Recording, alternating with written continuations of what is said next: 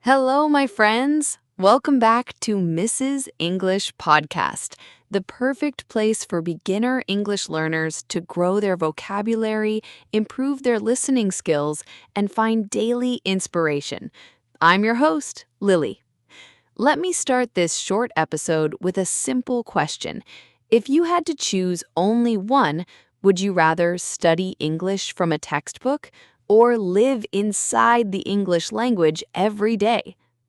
Because that is really the fundamental choice we are talking about today. Textbooks versus podcasts. Textbooks try to explain the language, but podcasts let you experience the language, and that difference changes absolutely everything. Before we dive into today's mind-blowing topic, make sure to hit that subscribe button right now. You will never miss our weekly episodes packed with easy tips to boost your English. Most learners begin their journey with textbooks. That makes complete sense. A textbook gives you a clean, clear path. It tells you exactly what to study, in what order, and how each mechanical part of the language works.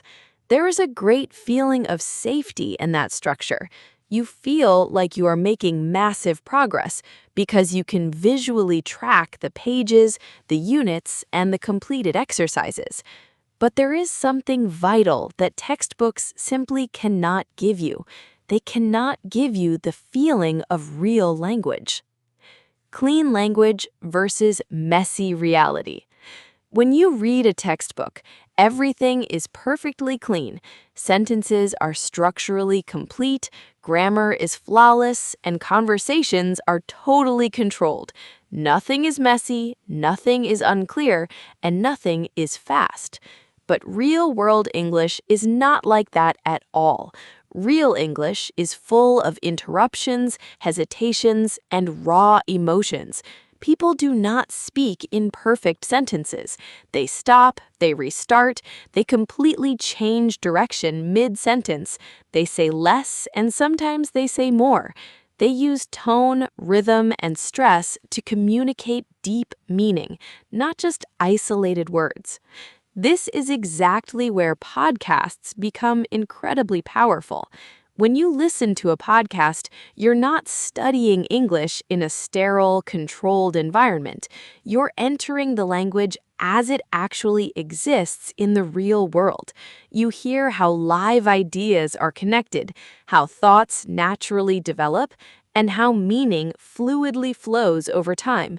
You are not just learning what English is, you're learning how English behaves. That's a completely different kind of learning.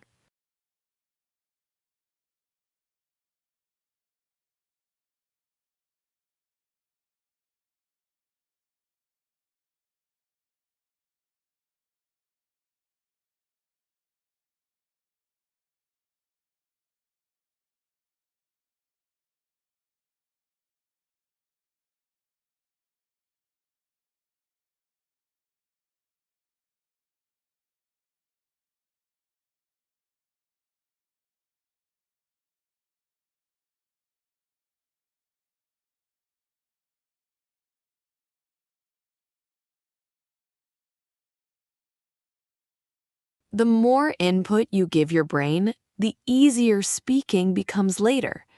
At first, just listen without pressure.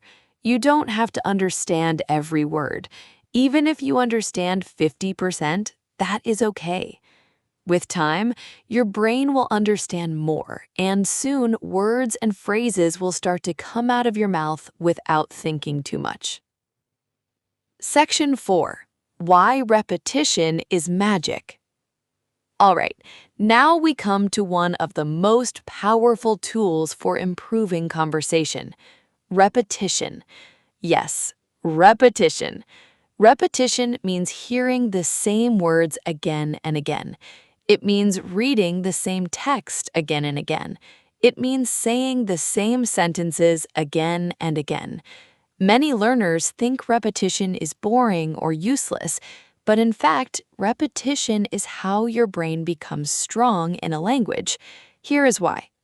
When you hear or say a sentence one time, your brain starts to create a small memory connection. But if you don't meet that sentence again, the connection becomes weak and it goes away. It disappears. If you meet the sentence many times, today, tomorrow, next week, the connection becomes stronger and faster. Soon, the sentence becomes automatic. You can use it without thinking. This is why listening to the same podcast several times is a powerful habit. The first time, you understand the general idea, the gist, the overall message. The second time, you catch words you missed. The third time, you may notice pronunciation or grammar. The fourth time, you can start shadowing. You can start speaking with the podcast. Each time, your brain becomes faster and your speaking becomes easier. Section 5. The Art of Shadowing. Now, like I said, once you listen several times, you can try shadowing. This means speaking together with the audio. You listen to a sentence and try to say it at the same time. At first, it is hard, but with practice, your pronunciation, rhythm, and speed all improve. Shadowing helps you think less and speak more automatically. It also helps muscle memory in your mouth. Just as a musician practices the same song many times, a language learner must practice the same sounds many times.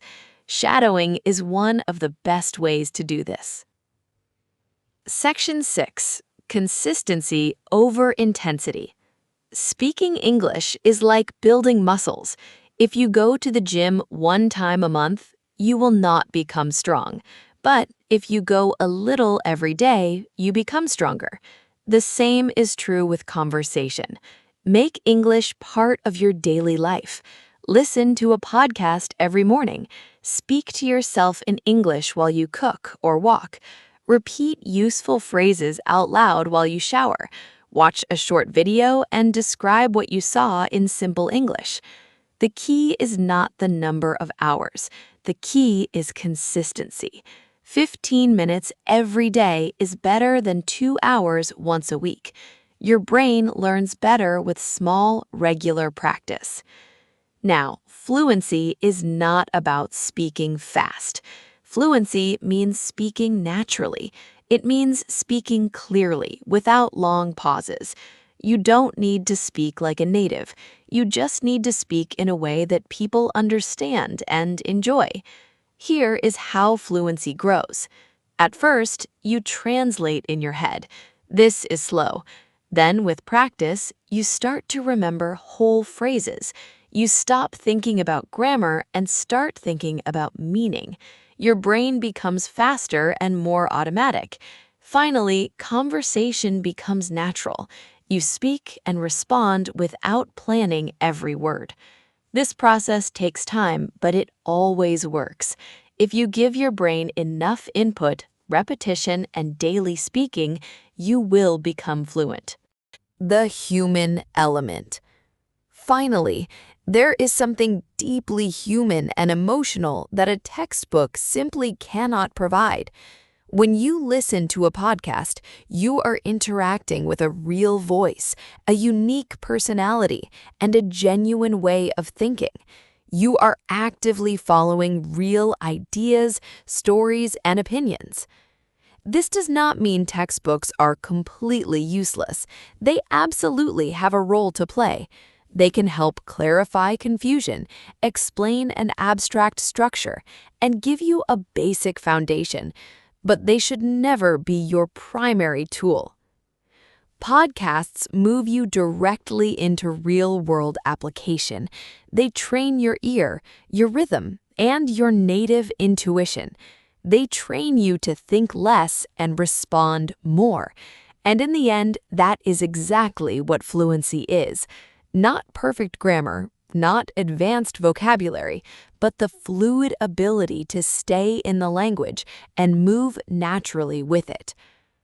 Here is the simple, powerful shift I want you to make this week.